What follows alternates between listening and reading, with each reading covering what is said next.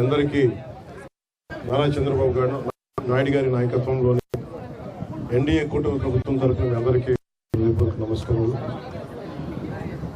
నాతో పాటు ఎన్డీఏ కూటమి భాగస్వాములైన వర్మ గారికి, తెలుగుదేశం నాయకులకి, కృష్ణరాజు గారికి, భారతీయ జనతా పార్టీ నాయకులు, అలాగే జనసేన నాయకులు మర్రి శ్రీనివాస్ రెడ్డి గారికి, అలాగే ఎంపీ ఉదయ్ కుమార్ శ్రీనివాస్ గారికి,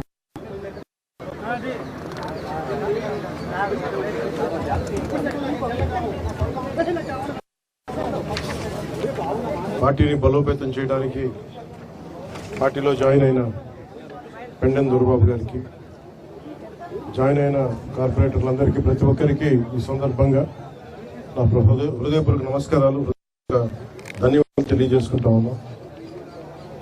కూటమి ప్రభుత్వం గౌరవ ప్రధానమంత్రి గారి నాయకత్వంలో, వారి ఆశీస్సులతో, వారి సహకారంతో రోజున పిఠాపురంలో లోపే దాదాపు 100 కోట్ల పైగా ఖర్చుతోటి ఈ రోజున ఇన్ని ప్రారంభించాం. చాలా మంది చిరకాల కోరిక ఇది.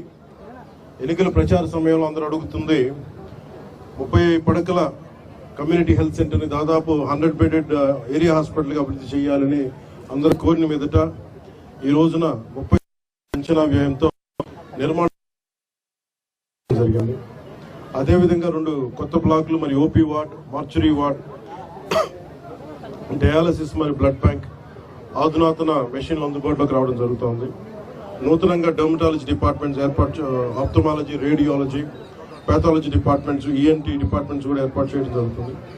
దీని ద్వారా పిఠాపురం నియోజకవర్గం ప్రజలకే కాకుండా ఇక్కడున్న 3 లక్షల ప్రజలకే కాకుండా చుట్టుపక్కల 6 మండలాల ప్రజలకు కూడా చాలా మెరుగైన వైద్యం అందించడం జరుగుతుంది. ఇది గౌరవ ముఖ్యమంత్రి శ్రీ నారా చంద్రబాబు నాయుడు గారి సారథ్యంలో కూటమి మాటిస్తే ఎలా నిలబెట్టుకుంటుంది, ఉన్న ఆర్థిక ఇబ్బందులను తట్టుకొని మరీ ఈ రోజున ముందుకి ఈ హామీలు ముందుకు తీసుకెళ్తా ఉన్నాం. అలాగే గొల్లపూడి సభలో ఇచ్చిన హామీ నేడు ఉప్పాడ కొత్తపల్లి సామాన్య ప్రజలకు తక్కువ ఖర్చుతో వివాహాలు జరుపుకునేందుకు అవకాశం కల్పిస్తూ 2 కోట్ల అంచనా వ్యయంతో టీటీడీ కళ్యాణ మండపం నిర్మాణానికి శంకుస్థాపన చేయడం జరిగింది. నిర్మాణ పనులు వేగంగా పూర్తి చేసి ప్రజలు సేవలోకి తీసుకురావడం జరుగుతుంది. దీని ద్వారా చుట్టుపక్కల గ్రామాల్లోని గల సుమారు 10,000 కుటుంబాలకి చాలా తక్కువ రుసుముతో వివాహం చేసుకునే సౌకర్యం లభిస్తుంది. అలాగే ఎన్నికల ప్రచార సమయంలో ఇచ్చిన హామీ మేరకు గ్రామంలో 50 సంవత్సరాల చరిత్ర కలిగిన శ్రీ సీతారామస్వామి దేవాలయంలో ఈ మనకి హరికథ కాలక్షేపానికి కావచ్చు, లేదంటే మనకి ఏ విధంగా అయినా సరే వేద పట్టణానికి కావచ్చు, ఇలాంటికి సంబంధించిన మందిరాన్ని మరి రథశాల నిర్మాణానికి 48 లక్షల అంచనా వ్యయంతో శంకుస్థాపన కార్యక్రమం చేయడం జరిగింది. దీని ద్వారా దేవాలయానికి విచ్చేసే వేలాది మంది భక్తులకి ఆధునిక సౌకర్యాలు కూడా కల్పించడం జరుగుతుంది.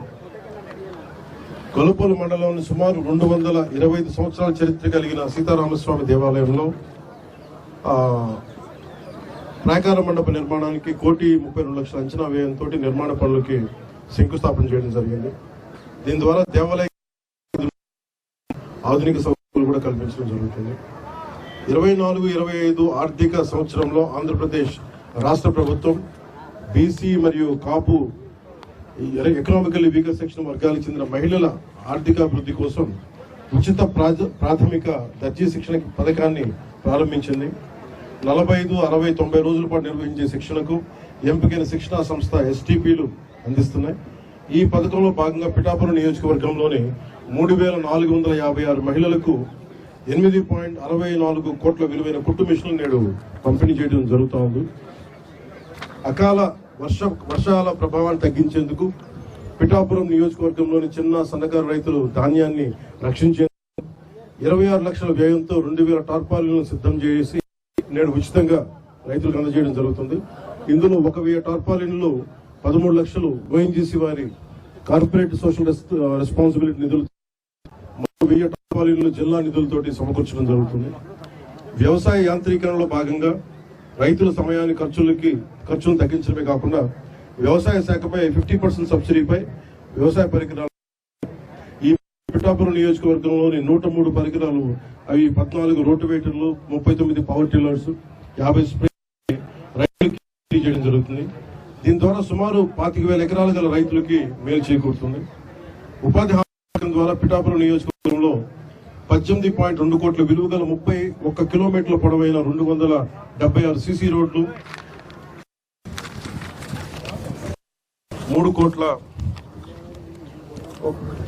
3 కోట్ల వ్యయంతో నిర్మించిన 5 కిలోమీటర్ల వేగం బీటీ రోడ్లు, 8.68 కోట్ల 431 గోకులాన్ని నేడు ప్రారంభించడం జరిగింది. దీని ద్వారా సుమారు 300 మంది కాంట్రాక్టర్లకు పని మరియు 5,000 శ్రామికులకు పని అందించడం జరిగింది. ఈ పనుల ద్వారా 20 గ్రామాలను ప్రధాన రహదారులకు చేయడం జరుగుతుంది.